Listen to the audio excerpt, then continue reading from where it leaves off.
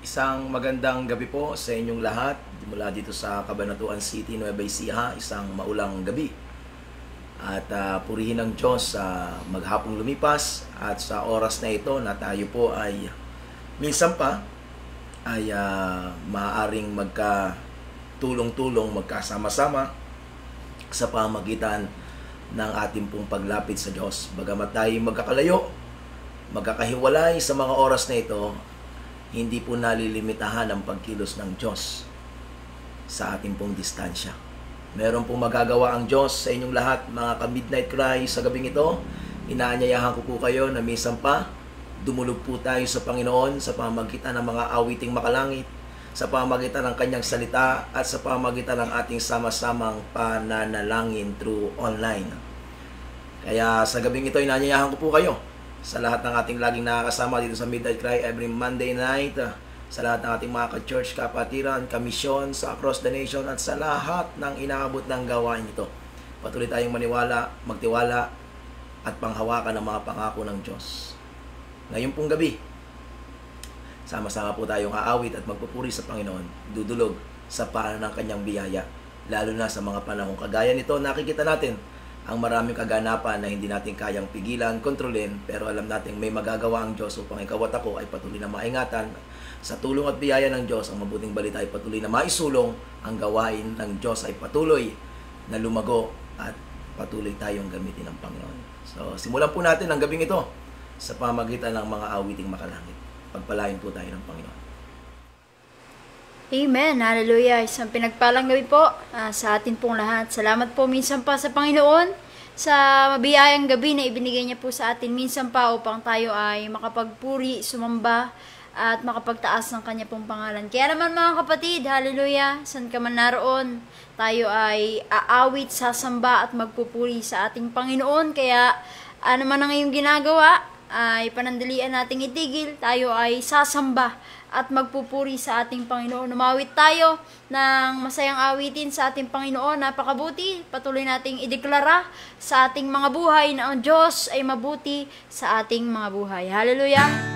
Sa lahat ng oras, hallelujah, dakila ang iyong mga gawa, Panginoon.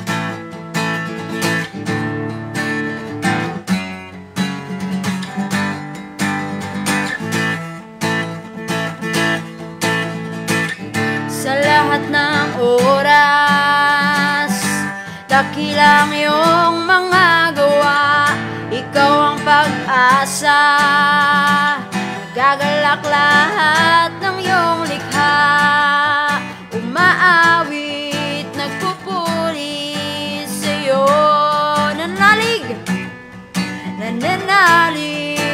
sa kabutihan mo.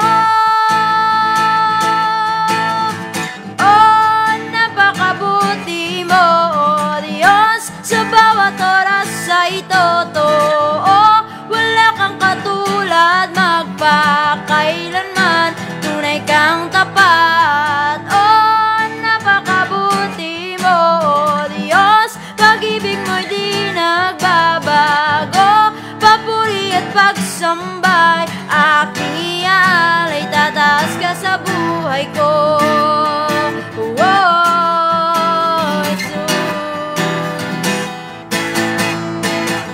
Sa lahat ng oras, dakilang iyong mga gawa, ikaw ang pag-asa, nagagalak lahat ng iyong likha, umaawit, nagpupuri sa iyo, nananalig sa kabutihan mo. Napakabuti mo, O Diyos, sa bawat oras ay totoo. Wala kang katulad, magpakailanman, tunay kang tapat. Oh, napakabuti mo, O Diyos, pag-ibig mo'y di nagbabago. Papuri at pagsambay, aking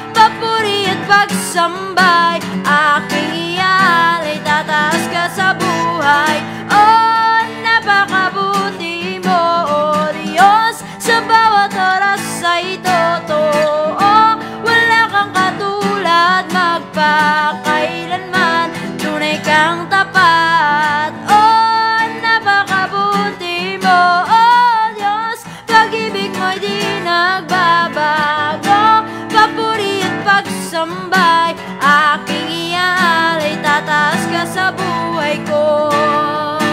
Oh, Jesus. Hallelujah, napakabuti ng Diyos na ating pong pinananaligan at sinasamba. Kaya naman sa gabi ito, hallelujah, patuloy natin siyang sambahin, purihin sa gabi ito. Hallelujah. Lord, salamat, napakabuti mo sa amin, Panginoon. Hallelujah. Tayo ay patuloy na sumamba, kumilala sa ating Diyos na makapangyarihan sa lahat. Hallelujah. Lord, you are our strength. Hallelujah. Strength like no other. You are our hope. Hope like no other.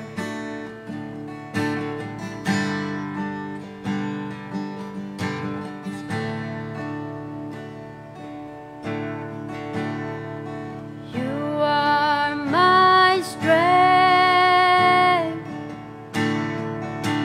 Strength like no other.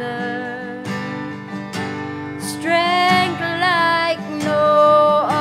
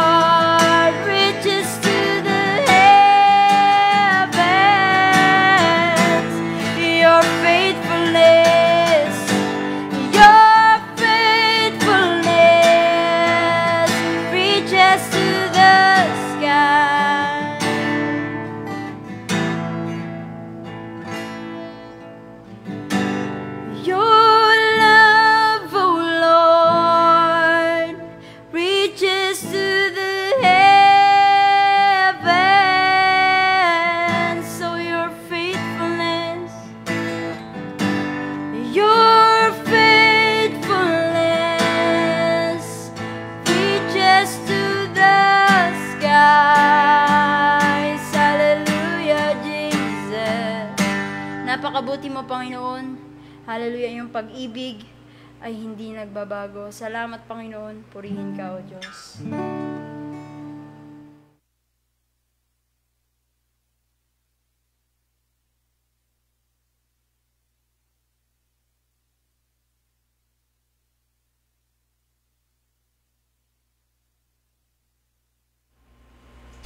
Amen. Praise the Lord. Tayo po ay manalangin. Dakilang Diyos na buhay, banal at makapangyarihan sa lahat. Kami po ay dumudulog sa paanan ng iyong biyaya. Kumikilala sa iyong kataasan at kapamahalaan, Panginoon. Ikaw ay Diyos na makapangyarihan sa lahat.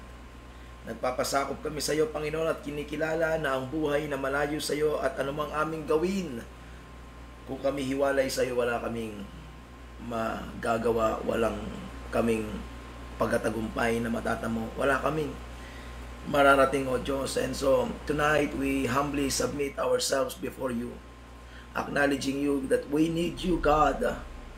Kailangan po namin kayo, Panginoong Diyos. Kilusan niyo po ang gawain ito, maging ang bawat isa sa kanilang mga tahanan, kinaroroonan na inaabot ng Facebook live streaming na ito, O Diyos. Hinihiling namin, Panginoon, ang iyong malaya at makapangyarihan pagkilos lalo tigit sa mga nasa banig ng karamdaman at sa mga nasa kawalang pag-asa. Masumpungan nila, Panginoon, sa pamamagitan ng iyong mga salita, ang pag-asa, O Diyos. Hallelujah, na hatid mo sa bawat isa. Hallelujah, Panginoong Diyos, sa gabing ito, samahan niyo po kami pangunahan. Malaya kang kumilos, O Diyos, sa aming kalagitnaan. Salamat po, Panginoon, O purihin ka, luwalatiin, dakilain ka, O Diyos. Tinataas ka namin, dinadakila ka namin, Panginoon. Salamat po sa iyo po ang lahat ng papuri, parangal at pagsamba. Ito po'y aming panalangin sa pangalan ni Jesus. Amen, amen, amen. Praise God. Una sa lahat, tayo po ay nagpapasalamat sa Diyos.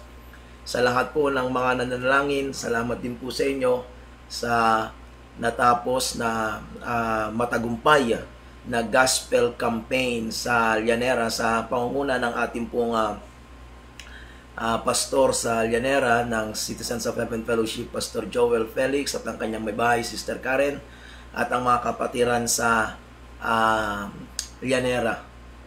At purihin ang Diyos sapagkat ang Diyos ay nagligtas at patuloy na gumawa ng himala. May mga dumalo na hindi natin sila na imbitahan pero sila ay walk-in na dumalo doon. Purihin ang Panginoon. At sa kabuuan ay naging matagumpay ang gawain at talagang purihin ng Diyos. Susunod nating gospel campaign dito sa Citizens of Heaven Fellowship ay sa July 19. Ito naman ay sa bayan ng Natividad sa pangunguna ng ating church doon ng Citizens of Heaven Fellowship. Ang pastor natin na si Pastor DJ, kasama ng kanyang may bahay, Sister Rose. Sama natin yan sa panalangin. At sa ministry ng Across the Nation, ang ating pong panalangin, ang buong probinsya ng Nueva Ecija ay maikutan natin ng Revival Fire Crusade. Revival Fire Gospel Crusade. At sama niyo po sa panalangin sa lahat ng mga kaibigan nating pastor, kamanggagawa sa ubasan ng Panginoon na gusto niyong maging bahagi nito. Well, magtulong po tayo. Ang ilan sa mga kaibigan kong pastor ay nakausap ko na para sa gawain ito. At let's pray kayo na habang papauwi po ako dito galing sa prayer meeting sa NEPW. Habang nagdadrive ay I was reminded with the story of Philip the evangelist sa Book of Acts, kung saan siya po ay tinaguri ang Philip the Evangelist. Okay. Sa buong Biblia ay siya lang ang binigyan ng ganong taguri, tawag, Philip the Evangelist. At nakita natin doon na si Philip, bagamat siya ay hindi nag-fundraising, walang team, walang choir, walang praise and worship team, walang sound system. At pero sa kabila nun, hallelujah, purihin ang Panginoon sapagkat nakita natin kung paano siya ginamit ng Diyos sa makapangyarihang kapra. And I was reminded because to be honest with you, 2012, nung ako'y simulang kausapin ng Panginoon, napanood ko si Reinhard Bonnke, 2012. And I was convicted. Kung ginawa ng Diyos sa Africa ito, kaya rin gawin ng Diyos sa Pilipinas. Pero nagpa-petiks-petiks ako, nag-focus ako sa church, 2012, nag-focus pala ako sa Bible School nung mga panahon na yon. Okay, tapos 2017, 2016, kinakausap ako ni the Lord. So 2017, 18, nag-resign ako sa Bible School at bumalik dito sa Kabanatuan para mag-focus sana. Pero paunti-unti nagagawa. Okay, kaya nga nung pandemic ay nakapag-mission tayo, pero alam ko na meron pang dapat gawin eh. Okay, there is this calling in my heart from the Lord. There is this gift that the Lord has entrusted to me na hindi dapat masayang. And so, I am asking your prayers na may panalangin ito. I believe with all of my heart. Basta kasama natin ang Panginoon kahit wala tayong malaking pondo, wala tayong ganong team. Just like Philip the Evangelist. I was reminded, habang ako po ay nagmamaneho, I was very, very convicted. Oo nga, no? At ngayon, 2025 ay muli ay kinakausap tayo ng Panginoon para dito at ayoko nang sayangin ang pagkakataong ito. Kaya magtulong-tulong tayo sa biyaya ng Panginoon. That is through the ministry of Across the Nation, sapagkat hindi natin ito ikukulong sa ministry ng ating local church na CHF. Bagamat ang CHF ay nagkakandak din ng mga crusade para sa impact team ng mga local church to help the local church, yung local church ng CHF na magkaroon ng mga bagong contacts at mga small groups to strengthen the church at matulungan yung ating local church pastor. Pero sa Across the Nation, will do it sa kabuuan ng mga pwedeng mag-participate na mga members of the body of Christ. Kaya isama niyo po sa panalangin. Amen. Praise God. Hallelujah. Panahon na para tayo ay maglingkod sa Diyos. Every Wednesday and Friday, OBS, at maganda yung ating tinatalakay doon. End time deception. Okay, we're talking about end time. Noong nakaraan, end time discipleship. Ngayon naman ay end time pa rin, pero end time deception. At nasimulan na po natin last Friday at itutuloy natin every Wednesday and Friday alas 8 ng gabi dito rin po sa page na ito. Pero sa ngayon ay balik tayo dito sa ating pinag-uusapan, Bring Back the Ark, dito po sa Midnight Cry. Bring Back the Ark. And every Monday po ito. Kaya baka kasi pagka hindi nyo po masundan, balikan nyo yung Friday. Iba po yung topic doon. Wednesday and Friday, ang topic po ay online Bible study. Pero dito sa Midnight Cry, ito po ay intercession. Okay, prayer and intercession. Kaya ang message po dito, it's more on intimacy with God. Kaya pinag-uusapan natin ngayon ay presence of God. Yung mga Monday video, pwede nyo pong balikan. Ang Facebook ay nag-delete, di ba? Dinidelete nila after 30 days, ano? Kaya po sinisikap namin na ito po ay ma-save tapos ma-post sa YouTube channel ng Across the Nation. Kaya pwede nyo pong pupuntahan yung YouTube channel ng Across the Nation at nagsisikap kami na mapaganda yung ating serbisyo para ito po ay hindi matanggal kundi mapanood pa ng marami. Kaya pwede natin sigurong ilagay sa comment section yung link ng Across the Nation YouTube channel para inyo pong mag-subscribe po kayo doon para ma-notify po kayo kapag may mga bagong video na ina-upload. Okay po? So, we are still learning sa mga bagay na ito. Medyo na late tayo, diba? Pero it's never been too late. Kaya, sama niyo po kami sa panalangin. Alright, so, what help us or what will help us bring back the ark? Our passion for the presence of God and the presence of God on fire within us.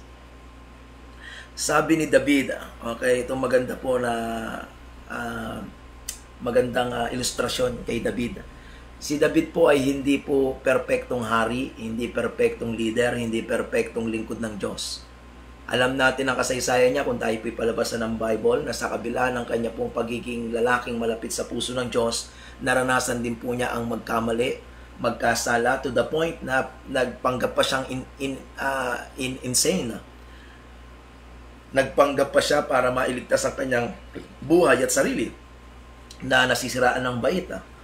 At nung siya'y nasa paghahari na ay natukso rin po siya magkasala ng immorality at murder. Pero sa lahat ng ito, isa pong nakatatawag pansin sa lalaking ito, naintindihan niya ang halaga ng presensya ng Diyos. Tayo po ay darating sa punto ng ganong ating kalagayan. Kaya na po, pinapakinggan ko po itong awit 130. Sabi po sa awit 130 verse 1. Sabi po niya, "Out of the depths I cry to you."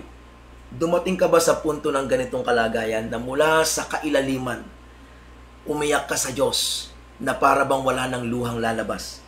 There is such feeling inside of you ng pangungulila, pagkauhaw, pagkagutom, at pagnanasa na maranasan ng Diyos. Sabi niya, verse 2, "Lord, hear my voice. Let your ears be attentive to the voice of my supplications. If you, Lord, should mark iniquities, O Lord, who could stand? But there is forgiveness with you, that you may be feared. I wait for the Lord, my soul waits, and in His word I do hope." Amen. Ito po ang naintindihan ni David. Yes, hallelujah mga kapatid. Minsan pinahihintulutan talaga ng Diyos na dumating tayo sa punto ng makadama ng sobrang kabigatan dahil sa mga pagkukulang, pagkakamali ay na-realize natin na tayo nagkamali, nagkulang, and we feel so sorry at nandoon yung ating talagang marubdob na pagsisisi para muling hanapin ng Diyos. Sapagkat kapag masyado na tayong nasanay sa kasalanan, ang hirap po. Kaya kung minsan talagang pinapahintulutan ng Diyos na makadama tayo ng ganito. At I believe with all of my heart na ang isang tunay na nakakilala sa Diyos, a true believer, genuine Christian, a true converted Christian, ay makakadama siya ng conviction. Amen? Darating siguro yung sandali na parang magmamatigas ang puso, mga ngatwiran, at i-justify natin. Pero ako po'y naniniwala, pag tinawag tayo ng Diyos at tayo nakakilala sa Panginoon, the convicting power of the Holy Spirit ay kikilos para tayo muling ibalik. Sa Psalm 42, isa pang magandang pangyayari po, Psalm 42. Huwag niyong kakalimutan itong Psalm 130. Mamaya balikan natin to because I pray that all of us tonight ay dumating tayong muli doon sa salitang in His word I do hope. Hindi magbabago ang salita ng Diyos. Let's wait for the Lord. Let's hope in His word. And let's cry from the depth of our hearts. Amen? From the depth of our hearts. Psalm 42 verse 1. Okay, basahin natin hanggang verse 5. Sabi niya, "As the deer pants for the water brooks, so pants my soul for you." Hallelujah. Ganun inilarawan ni David ang kanyang pagkauhaw sa presensya ng Diyos, na kung papaano ang usa ay nauuhaw sa tubig sa batis, ganun ang kanyang kaluluwa sa Panginoon. When was the last time nakadama ka nito? Kailan yung huling panahon, pagkakataon, sandali na naramdaman mo ito na sobrang uhaw mo sa presensya ng Diyos? Sobrang hinahanap mo ang presensya ng Diyos, not because you are in need, but there is a cry from the depths of your heart. Dahil uhaw na uhaw ka sa Kanya. Sabi niya, "My soul thirsts for God. My soul thirsts for God. Ano ang kinauuhawan mo? Sapagkat kung ano ang kinauuhawan mo, yun ang hahanapin mo. Kung ano yung kinauuhawan mo, yun ang iyong pagbubuwisan. Ibig sabihin, ibubuwis mo ang buhay mo, makuha lamang yung, mapatid lamang yung uhaw na ito. Si David, ito yung kanyang kinauuhaw, my soul thirsts for God, for the living God. Hindi sa pagpapala ng Diyos. There is a song na sabi niya, di ba, bakit nga ba pinupuri kita? Bakit nga ba sinasamba kita? Tapos pagdating sa chorus, sabi niya, nais kong purihin ka, hindi dahil sa pagpapala.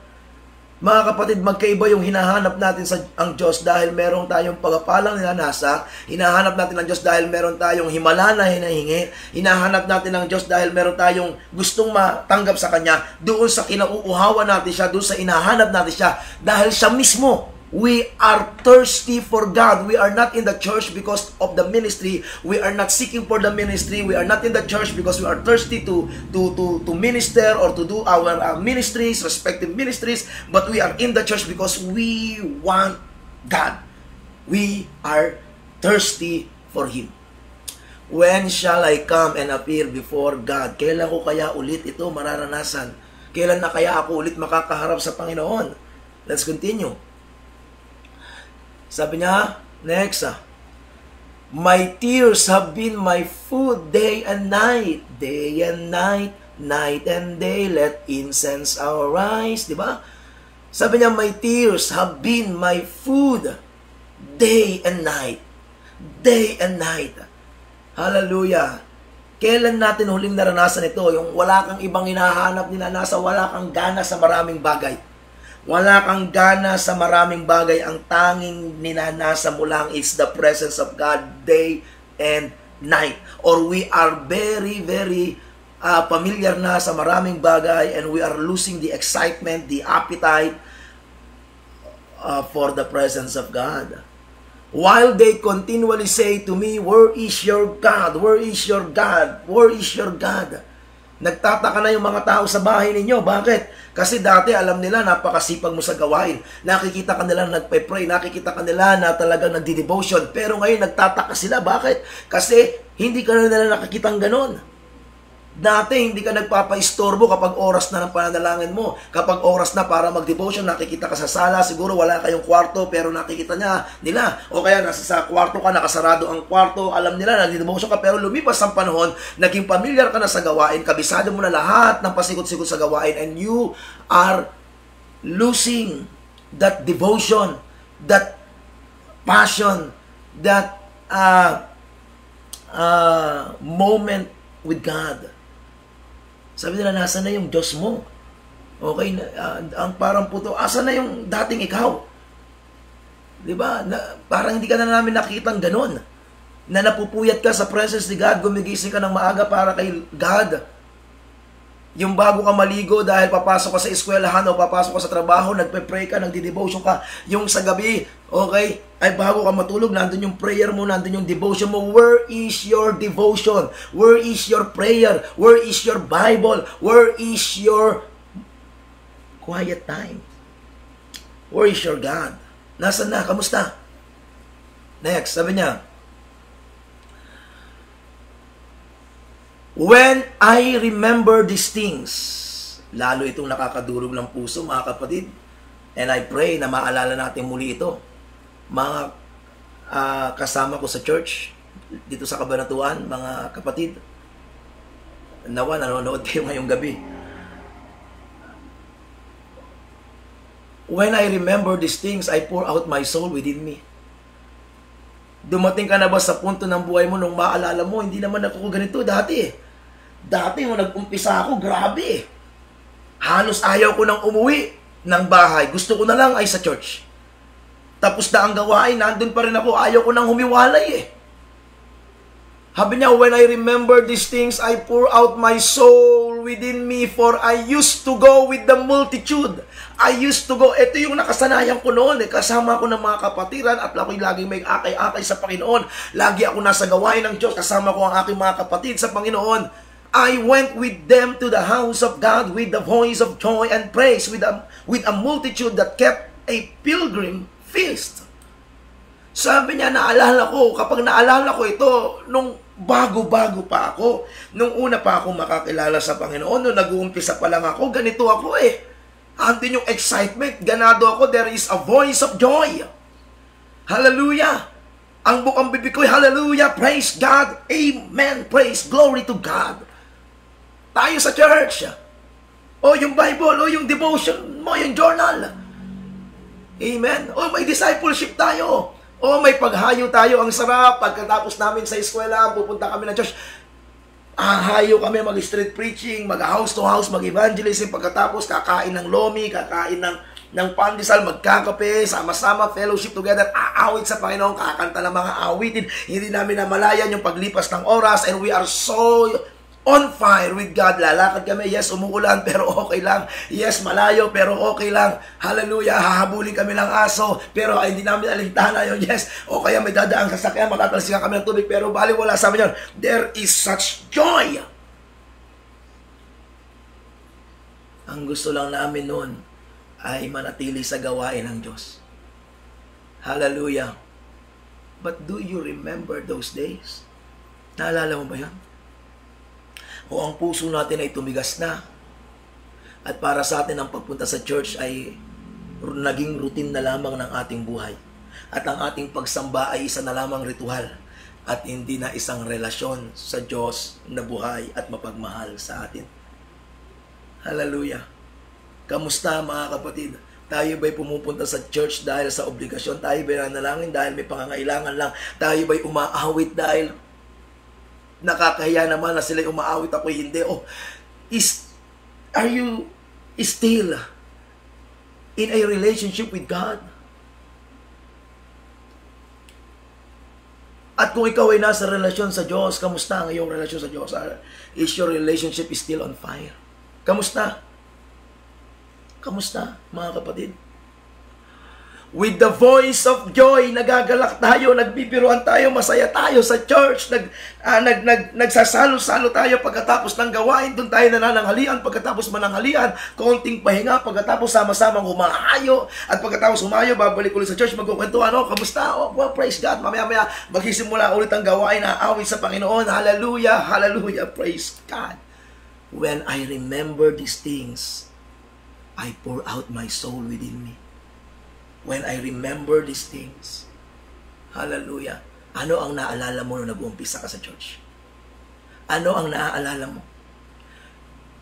Sabi ko sa mga disciple dito, let us bring back the glory of the old days and forget the tragedy of yesterday. Kung meron tayong aalalahanin yung magaganda, yung aalalahanin natin yung panahon ng kaluwalhatian, hindi yung panahon ng kalungkutan. Hindi yung panahon ng pagtangis at pagluluksa. Yes, bahagi ng ministry natin na tayo masaktan, bahagi ng ministry natin na tayo mapilayan, tayo matisod, tayo magkamali, tayo ay bumagsak, tayo ay magkaroon ng mga challenges, ng mga problema. Yes, bahagi yon. Pero ang katotohanan na tayo narito pa rin, ang ibig sabihin, hindi tayo pinabayaan, hindi tayo iniwan, hindi tayo hinayaan ng Diyos na manatili doon. Itinawid tayo ng Diyos sa mga pagsubok, itinawid tayo ng Diyos sa mga problema, itinawid tayo ng Diyos sa mga sitwasyon at kalagayan na may pagtatagumpay. At nanatili tayo ngayon sa mga kasama ko sa CHF. Well, praise God. Amen. Kaya, when I remember these things, I poured out my soul within me. Hallelujah. Next. Verse 5. Anong sabi niya? Why are you cast down, O my soul? Nakadama si David ng panlulumo sa kanyang kaluluwa. Kinakausap niya yung kaluluwa niya. Bakit hindi tayo tumigil pansamantala? Habang nakikinig at nanonood ngayong gabi, saan ka man naroon? Nasa bahay, nasa kusina, nasa kwarto, nasa opisina, nasa sasakyan. Bakit hindi ka huminto muna, mag-park sandali at mag-isip-isip at kausapin ang iyong sarili? Nanlulumo yung kaluluwa mo. Bakit merong kulang Hindi ako naniniwala na kapag ikaw ay tunay na nakakilala sa Diyos, makukontento ka, magiging masaya ka, tunay kang maligaya na malayo sa piling ng Diyos. No! Hallelujah. Hindi totoong maligaya, masaya ang tao na nalayo sa Panginoon. Sa umpisa, marahil, pangangatwiran ng pagmamatigas ng puso mo. Kasi nasaktan ka sa church? Oo. Sino bang hindi nasasaktan? Kung merong unang nasasaktan sa church, maliban sa Diyos, pastor. Walang matinong pastor, walang mabuting pastor na gusto niya na ang gawain ng Diyos ay masira, magkaroon ng problema. Ang may trabaho lang na manira, magwasak at pumatay, magnakaw, ay walang iba kundi si Satanas. Sino bang hindi nasasaktan? Sino bang hindi nasusugatan? Sino bang hindi namumroblema? Sino bang hindi dumarating sa punto ng mga pagsusubok at paghihirap? Lahat tayo.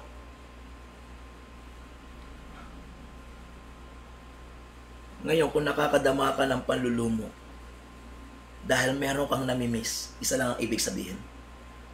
Ang Diyos ay kumakatok sa pintuan ng iyong puso. Balik ka sa puso ng iyong relasyon sa Diyos. Sa marami, lagi ko sinasabing, hindi ko sinasabing bumalik ka sa church, ang sinasabi bumalik ka sa Diyos. Sapagkat kapag bumalik ka sa Diyos, siguradong babalik ka sa church. Pero kung babalik ka sa church, pero hindi ka nakabalik sa Diyos, hindi nangangahulugan na magtatagal ka. Bakit? Sapagkat hindi ang church ang magbibigay ng buhay mo, ang Diyos. Gagamitin ng Diyos ang church para tulungan kang manatili sa buhay na naglilingkod sa Diyos. But the source of life, the author of life, and the giver of life, and the resurrection ng life is God. Amen. Hallelujah. Praise God. Praise God. Praise God. Praise God, mga kapatid. Sabi niya, and why are you disquieted within me? Hope in God, for I shall yet praise Him for the help of His countenance. Inulit niya ulit yung magpag-asa ka sa Diyos. Hallelujah. Hindi tayo bibiguin ng Panginoon, mga kapatid. Verse 7. Look at verse 7. Verse 7. Sabi niya sa verse 7, deep calls unto deep, at the noise of your waterfalls, all your waves and billows have gone over me. Verse 8, the Lord will command His loving kindness in the daytime and in the night, day and night, night and day, let incense arise. His song shall be with me. Amen. This is a prayer to God of my life. Who is the God of your life? Money? No. Sabihin ko sa iyo, kahit magkaroon ka ng maraming pera, hindi nito madudugtungan ang buhay mo. Career, profession, fame, marami kang followers sa Facebook, sikat ka sa iyong social media account, ikaw ay kilalang influencer, hindi yan ang tunay na makapagsasatisfy sa iyo. There are so many influencer ngayon, ang daming mga sikat, pero ano nangyari sa kanila? Natidepress. Bakit? Kasi nagkamali sila ng kinilalang Diyos. The God of our lives ay ang Diyos na nagligtas sa atin, nagmahal sa atin doon sa krus ng Kalbaryo. His name is Jesus. Amen. Hallelujah. Now, what is the point of this, mga kapatid? We need to realize that the presence of God is our strength.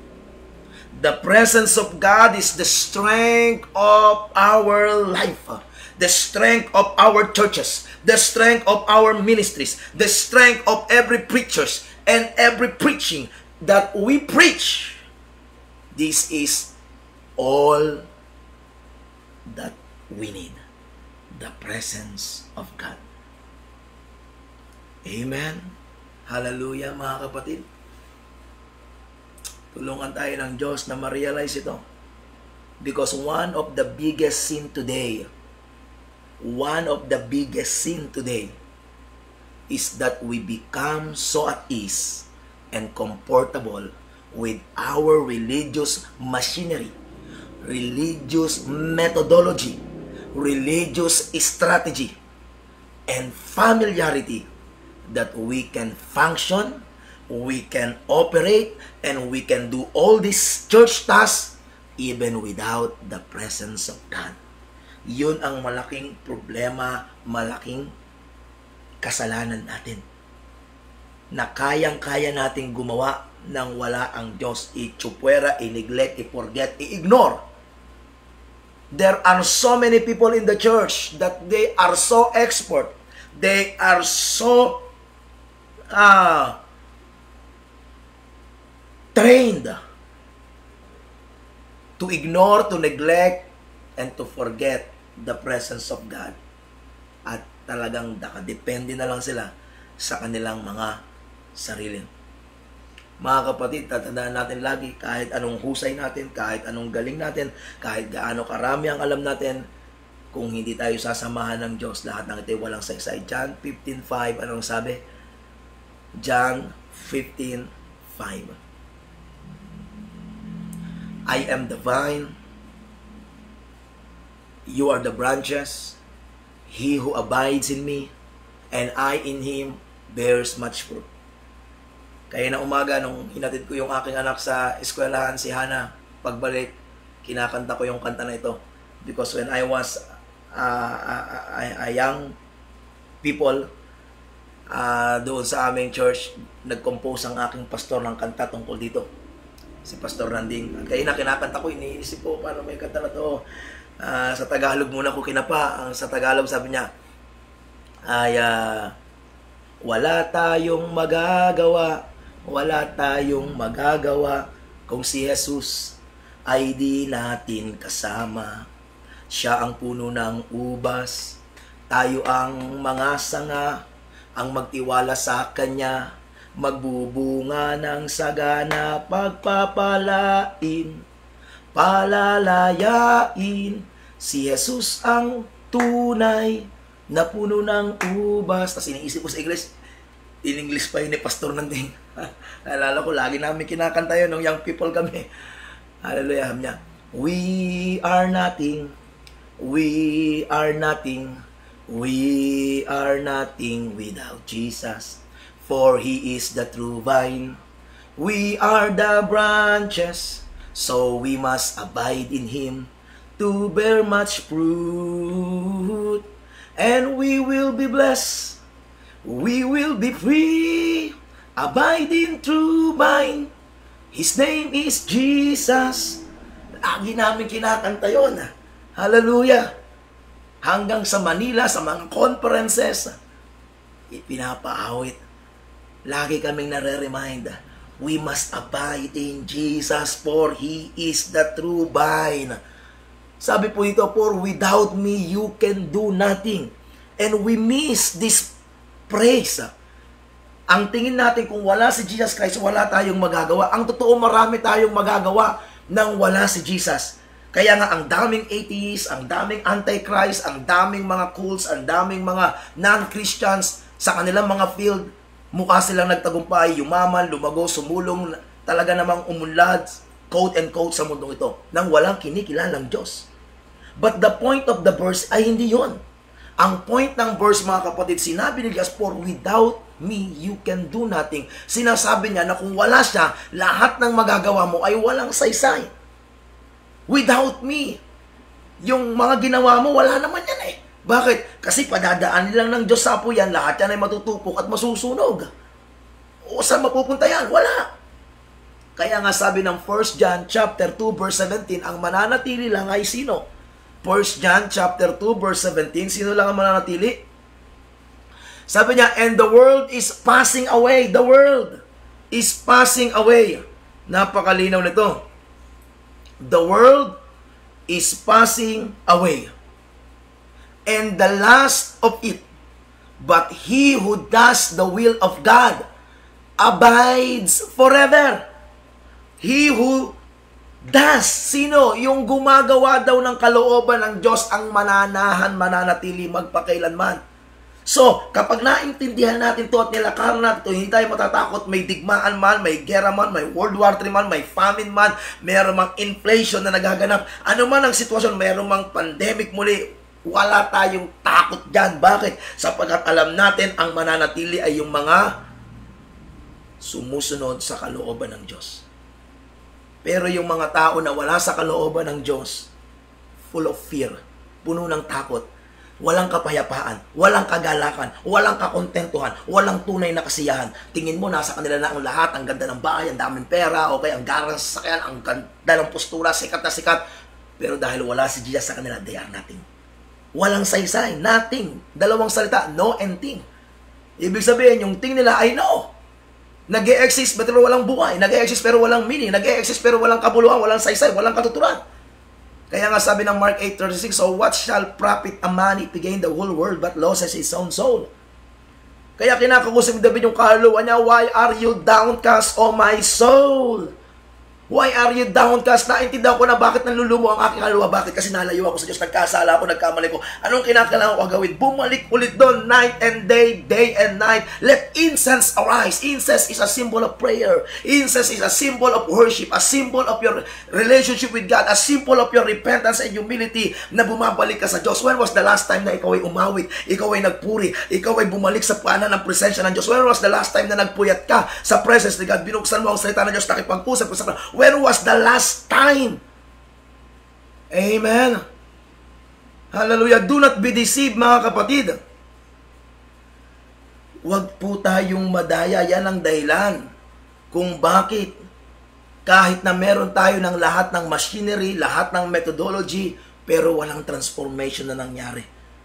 There are so many groups, there are so many denominations, there are so many religious groups. They have the machinery, they have the methodology, they have the resources, they have the funding, they have the strategy, the system, the programs, but there is no life, there is no transformation. Full of carnality. Bakit? Wala ang presence ni God, mga kapatid.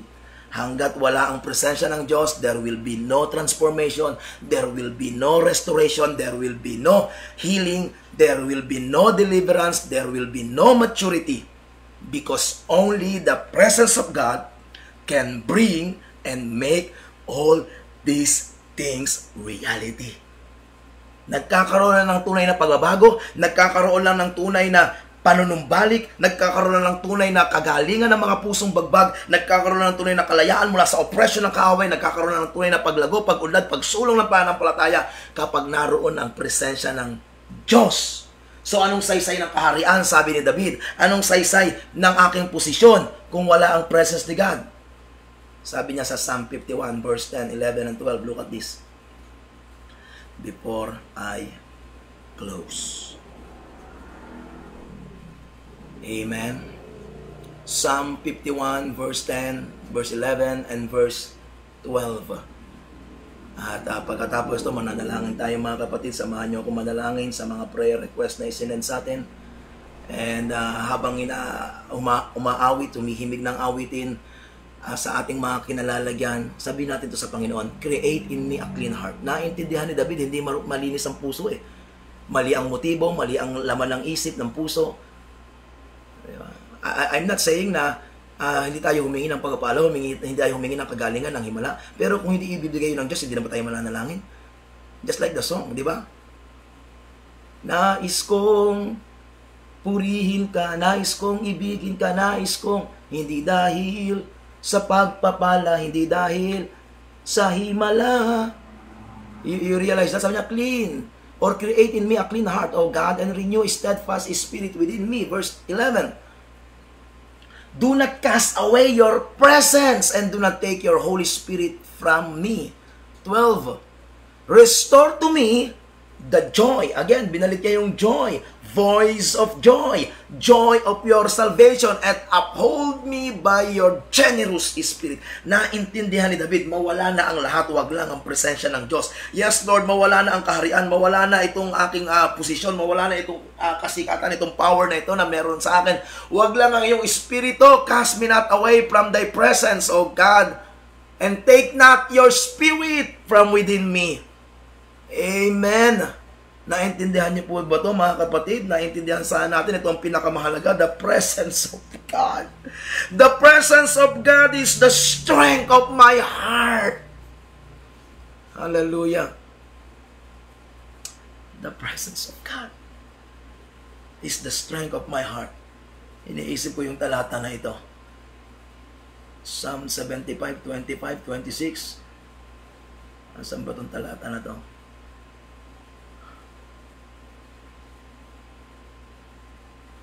Hallelujah. God is the strength of my heart. God is the strength of my heart. Oh, 73. My flesh and my heart fail. Psalm 73:26. My flesh and my heart fail, but God is the strength of my heart and my portion forever.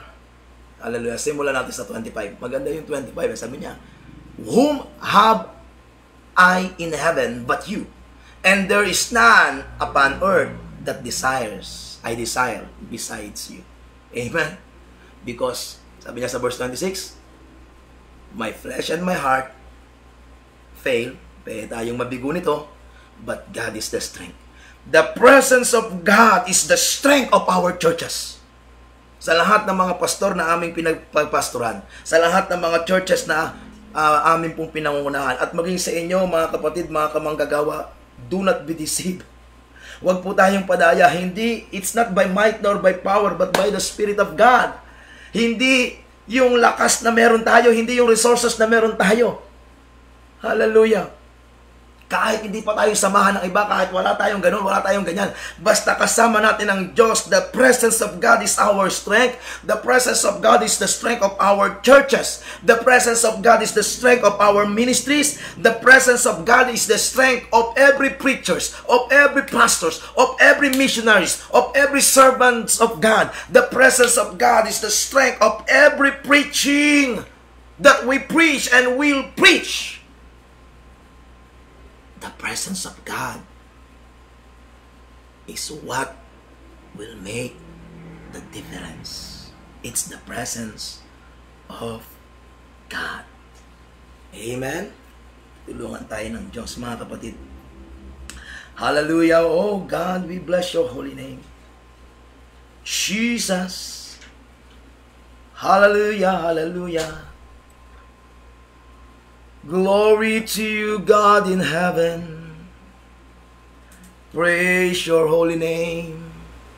Hallelujah, hallelujah. Saan man tayo naroon, mga kapatid, let's bring back the ark. The presence of God is the strength of my heart, the strength of my soul, the strength. My flesh and my heart fail, but God is the strength of my heart and my portion forever. Hallelujah. Oh, yes, oh God. Hallelujah.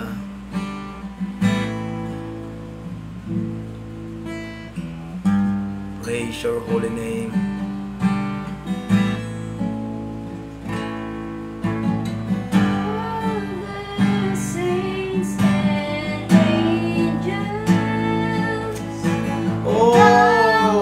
Worship you, God. We worship you in this place. We worship you in this room. We worship you in this platform, God. We welcome your presence. We welcome your presence, God. Oh, God. Oh, Ribaba Yande, Robobo, Shanda, Rababa, Kanda, Rababa Yande. Ribaba Sika, Baba Yande, Robobo, Shanda, Rababa, Kanda, Rababa Sika, Baba Yande. Ribaba Kando, Robobo, Shanda, Rababa, Kanda, Rababa Sika, Baba Yande. Let incense arise wherever you are. Let incense arise. May problema kang pinagdadaanan, may sitwasyon kang kinakaharap, may pagsubok sa iyong harapan. The presence of God is your strength. Hallelujah. The presence of God is your strength. Yes, oh God. Hallelujah. Oh, hallelujah. Praise God. Hallelujah.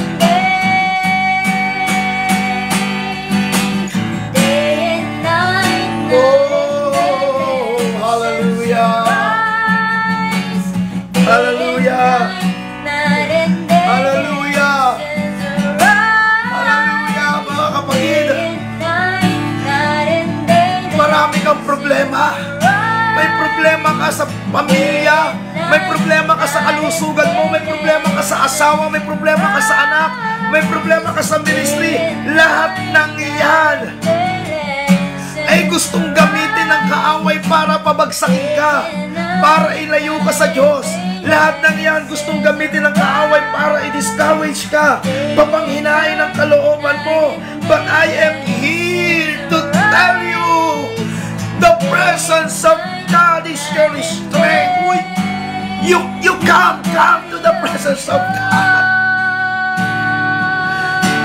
Pause for a moment and let incense arise wherever you are. The incense of prayer, the incense of worship, the incense of your personal relationship with God. All we need is the presence of God. We need God in our family. We need God in our children, in our marriage, in our ministry, in our churches. We need God in our health. All we need is the presence of God. Hallelujah. If you want to be an effective, powerful prayer warrior, intercessors, you must be filled with that intimacy with God, like a deer pants for the water, so my soul longeth after thee. Hallelujah. Oh God, it is time to bring back the ark. Panahon na para tayo bumalik muli sa ating mainit, maalab, maapoy, naglalagablab na pag-ibig sa Diyos at sa Kanyang presensya. Hallelujah. Oh, come on, wherever you are, just worship Him. Worship Him, worship Him, worship Him. Let incense arise wherever you are. Let incense arise. Depression, anxiety, mental problem, emotional issues, even physical illness, tormenting spirit, spirit of infirmities has to flee when the presence of God is present wherever you are. I tell you, nasa banig ka ng karamdaman, nasa silid ka dyan sa ospital, nasa operating room, nasa ICU, nasa ang kamanglupalop ng daigdig, nasa kalagitnaan ng digmaan, nagtatago sa mga bomb shelter, o saan mang sitwasyon at kalagayan. When the presence of God is present, that is the safetiest place in the world. Healing will flow, deliverance will flow. Miracle happens in the presence of God. Miracles happen in the presence of God. Hallelujah. Let incense arise. Oh God. Hallelujah. Yes. Revive us, Lord. Revive us, Lord.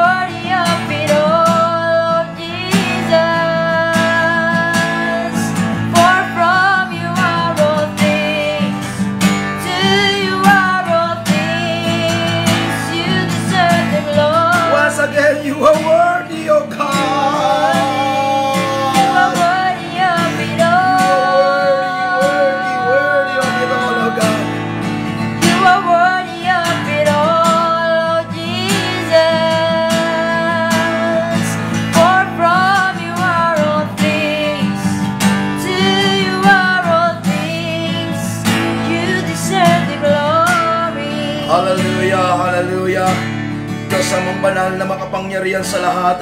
Oh God, we welcome your presence.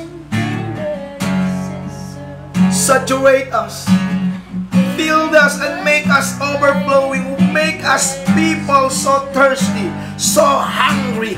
Make us seekers of your presence, oh God. Hallelujah. Hallelujah. Amang banal na makapangyarihan sa lahat, patuloy po akong dumudulog sa paanan ng iyong biyaya upang idalangin sa iyo ang mga prayer request na ito ng mga kapatid, mga kaibigan na nasa karamdaman sa mga oras na ito, O Diyos. Hallelujah. Diyos, amang banal na makapangyarihan sa lahat, ikaw ang patuloy na magbigay ng kagalingan sa mga taong ito, Panginoong Diyos, sa kanilang mga sitwasyon at kalagayan, O God, ang mga may sakit na ito na nakalista, Panginoong Diyos, nagpadala ng kanilang mga prayer requests. God, I speak healing upon them, O God, I pray in the name of Jesus Christ. Recovery, hallelujah, by the power of your presence, of God. I come against that spirit of sickness, disease, infirmities, even those demons na nagdala ng sakit at karamdaman. I rebuke them and I command them to come out with all the disease they planted. Come out in Jesus' name. And I command you to come back no more. Father, I pray for our brothers and sisters in the hospital. Saan man sila naroon, with those in ICU, operating rooms, mga surgical rooms nila, Panginoong Diyos, na sa mga malalang sitwasyon, even those with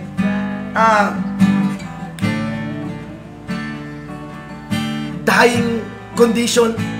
Lord, we speak life. We speak life. Invade their rooms with your presence, oh God, I pray in the name of Jesus. Saturate their rooms with your presence. Hallelujah. Dinadalain ko rin mga kapatid, kaibigan, kamag-anak na naiipit sa digmaan ngayon sa Iran, sa Israel. Oh God, ingatan niyo po sila. God, we pray, hallelujah, for the peace of Jerusalem and for the protection of our fellow Filipinos and Christians, at maging ang mga sibilyan na nadadamay, Panginoong Diyos. Lord, dinadalangin namin ang iyong malaya at makapangyarihang pagkilos, Panginoong Diyos. Hallelujah, hallelujah, hallelujah. Oh God,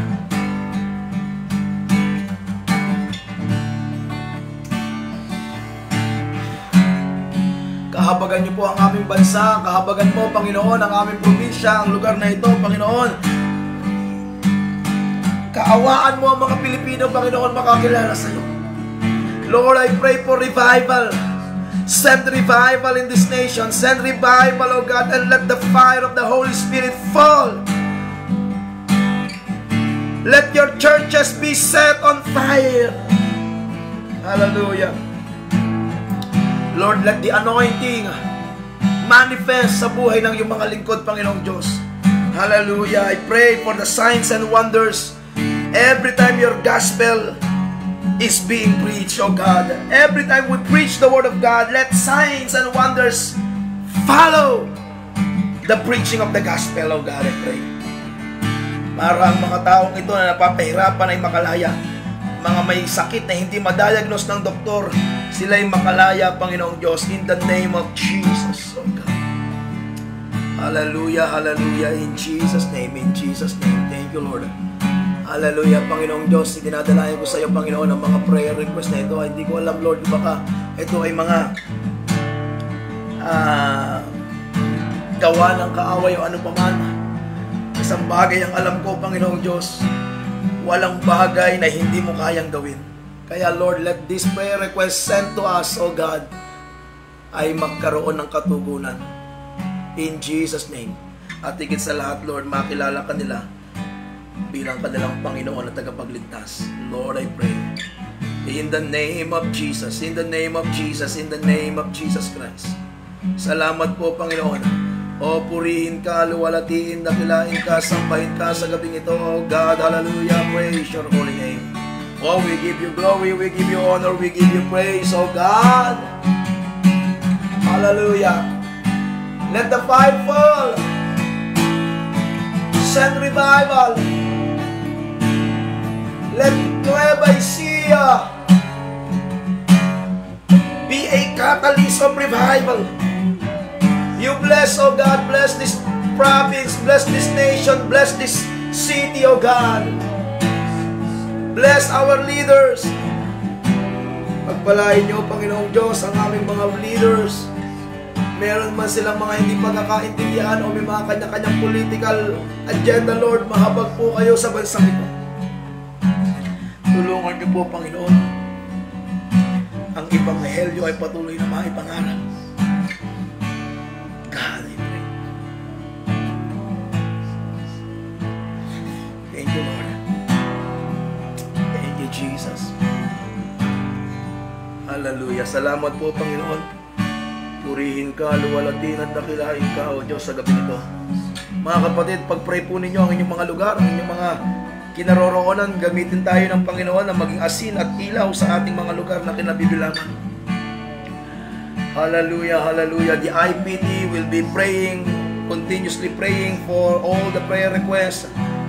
Hallelujah. Panginoon, pagpalain mo. Oh God.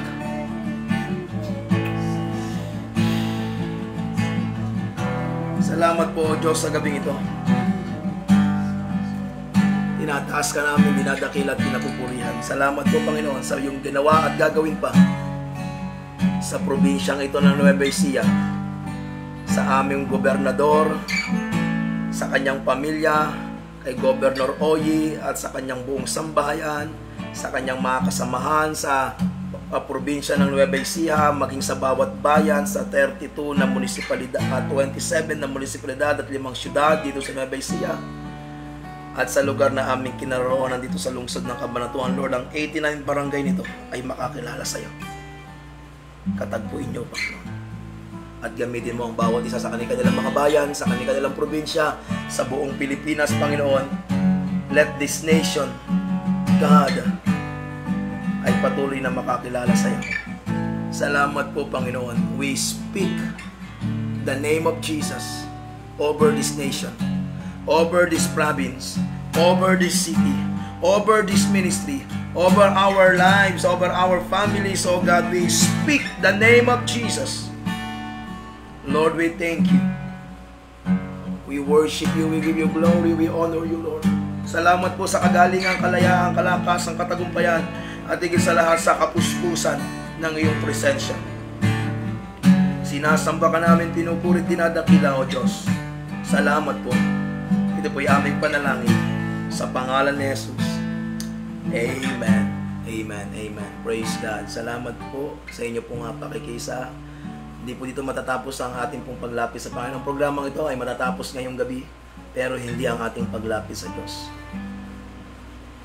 At makakaasa kayo, your prayer request, lahat na nakalista dito ay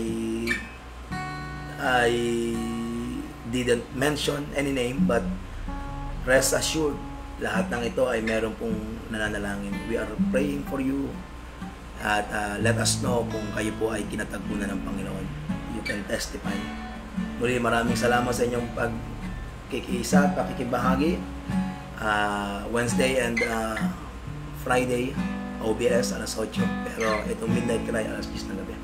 Again, thank you very much. And sa lahat na gustong maging bahagi ng ministry na ito, you want to support this ministry in advancing the kingdom of God sa mga missions, Luzon, Visayas at Mindanao,